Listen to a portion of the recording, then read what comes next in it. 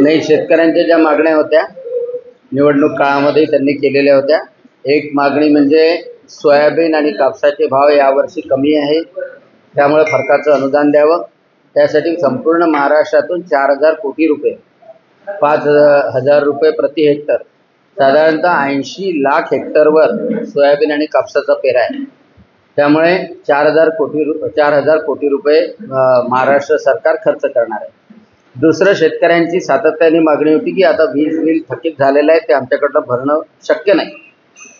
काँग्रेसच्या काळामध्ये आपल्याला आठवत असेल तर नितीन राऊत ऊर्जा मंत्री असताना, उद्धव ठाकरे मुख्यमंत्री असताना भर उन्हाळ्यामध्ये जेव्हा ओलीत करणं आवश्यक असते त्यावेळेला त्यांनी विजेचे कनेक्शन कापले होते. यासाठी कापले होते की थकीत वीज बिल होतं कृषी पंपाचं. एवढं निर्दयी सरकार महाविकास आघाडीचं होतं हे शेतकरी विसरू शकला नाही. आणि म्हणून या सरकारने थकीत वीज बिलाचं संपूर्णतः माफ केलं, 0 केले. कोण्या शेतकऱ्याचं थकीत बिल होतं तरी पण कधीच विजेचं कनेक्शन कापलं गेलं नाही.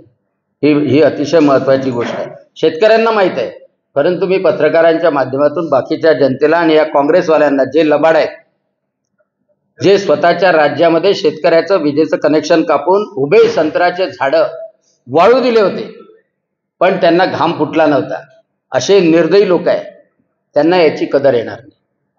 दुसरी महत्त्वाची गोष्ट की ग्रामीण भागामध्ये आर्थिक घडी बसवण्याकरता शेतकरी आणि शेतमजूर हे दोन्ही महत्त्वाचे घटक आहेत. शेतकऱ्याची पत्नी जी काम करते, शेतमजुराची पत्नी काम करते, अनेक 12 बलुतेदार ज्या महिला काम करतात, यांना आर्थिक मदत करणं अतिशय आवश्यक होतं. आणि ती आर्थिक मदत एक दुसरं नाही तर एक कोटीच्या दरम्यान महिला यामध्ये बसू शकतील की सर्व महिला, केशरी कार्ड असो किंवा ज्यांचं पांढरं कार्ड नाही, केशरी कार्ड असो, पिवळं कार्ड असो, शेतकरी असो, 5 एकराची अट नाही, महाराष्ट्रामध्ये रहिवासी आहे, त्या सर्व महिला, एका कुटुंबामधल्या 2 महिला, ह्या सर्व इन्क्लूड करण्यात आल्या. आणि त्याच्यामुळं शेतकऱ्यांना, शेतमजुरांना सर्व ताकदीनं ही मदत होणार आहे. त्याच्यामुळे आनंदाचं वातावरण आहे. परंतु आता एवढं सगळं केल्यानंतर निश्चितपणे शेतकऱ्यांची ही मागणी होती कर्जमाफीची. आणि कर्जमाफी 2 वेळा, एक वेळा उद्धवजी ठाकरेंचं सरकार होतं, मागच्या वेळेला 2 लाख रुपयापर्यंतची करण्यात आली. त्याच्या अगोदर देवेंद्रजी फडणवीसांचं सरकार होतं. परंतु आता हे सगळं केल्यानंतर ही मागणी आता समोर आलेली आहे. निश्चितपणे याचा पाठपुरावा या सरकारकडे केला जाईल आणि त्याचाही निश्चितपणे आढावा घेतला पाहिजे की किती लोकांची कर्ज थकीत आहे. त्यासोबतच सर्वात महत्त्वाची गोष्ट की जे लोक रेग्युलरली कर्ज भरतात आहे, त्या रेग्युलरली कर्ज भरणाऱ्यांना सुद्धा समाधान करणं आवश्यक आहे. मागच्या वेळेला उद्धव ठाकरेंनी 50,000 रुपये प्रोत्साहनपर अनुदान म्हणून देऊ असं सांगितलं होतं, पण मुख्यमंत्री असेपर्यंत एक खडकू टाकला नाही. त्यांच्या 50,000चा संपूर्ण भार देवेंद्र फडणवीस, एकनाथ शिंदे, देवेंद्र फडणवीस आणि अजितदादाच्या सरकारने उचलला. आणि आता कुठं सगळ्यांपर्यंत प्रोत्साहनपरचे अनुदान मिळाले. आणि त्याच्यामुळे जे करायचं ते कॉन्क्रीटली करायचं, जे करायचं ते सत्य बोलून करायचं, खटाखट बोलून लोकांना फसवायचं नाही. हे भारतीय जनता पक्षाचं धोरण आहे. आणि त्यामुळं या संदर्भातही, कर्जमाफीच्या संदर्भात असेल किंवा रेग्युलर वीज भरणाऱ्यांना प्रोत्साहनपर अनुदान असेल, या सगळ्या गोष्टी पाठवल्या. हे काँग्रेसच्यासाठी निश्चितपणे लागू होते. पण भारतीय जनता पक्षाचं जिथे सरकार आहे, मध्य प्रदेशचं सरकार आहे, मध्य प्रदेशच्या सरकारमध्ये निवडणुकीच्या 10 महिन्यापासून अगोदरपासून योजना सुरू होती. मुख्यमंत्री बदलले, शिवराज मामा आता कृषी मंत्री झाले, तिथे मुख्यमंत्री यादवजी झाले, योजना सुरू आहे. योजना चांगल्या तऱ्हेने तिथे सुरू आहे.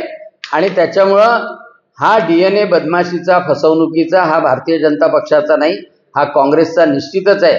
काँग्रेस बोलते, काँग्रेसने राजस्थानमध्ये कर्जमाफी केली होती, मध्य प्रदेशमध्ये कर्जमाफी केली होती, पण पूर्ण कर्जमाफी ते करू शकले नाही. बोलतात एक आणि करायच्या वेळेला फसवतात मात्र निश्चित.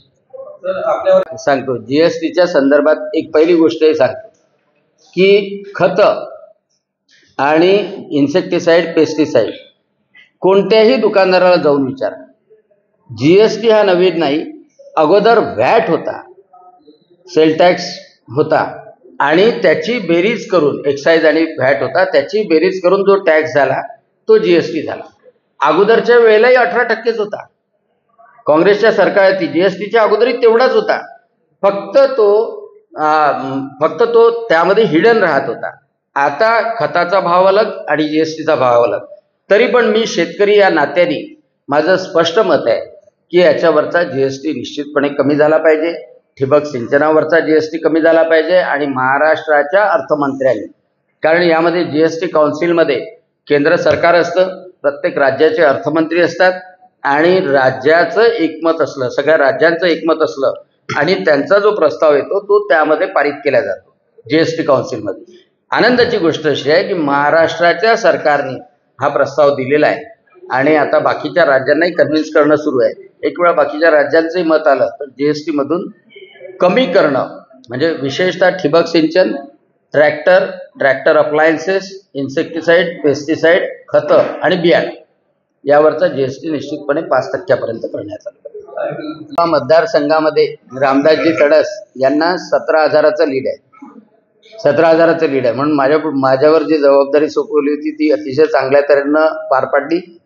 आता निकालात काय होतं ते त्याचा प्रश्न नाही, परंतु अमरावती जिल्हा ग्रामीणमध्ये सुद्धा, म्हणजे मी ज्याचा माझ्याकडे भार होता, तर त्यामध्ये सुद्धा मला मेळघाटमध्ये लीड आहे, बडनेरामध्ये लीड आहे आणि अचलपूर, तिवसा आणि याच्यामध्ये अतिशय कमी मतांनी पाठीमागे आहे. आणि त्याच्यामुळं तिथलं परफॉर्मन्स चांगलं राहिलं. माझ्याकडे हातकणंगले होतं ते जिंकून आलं. धुळे ग्रामीण होतं त्यामध्ये 63,000चं लीड आहे. त्याच्यामुळे मी जिथे जिथे काम केलं तिथे तिथे पॉझिटिव्ह रिझल्ट. चला.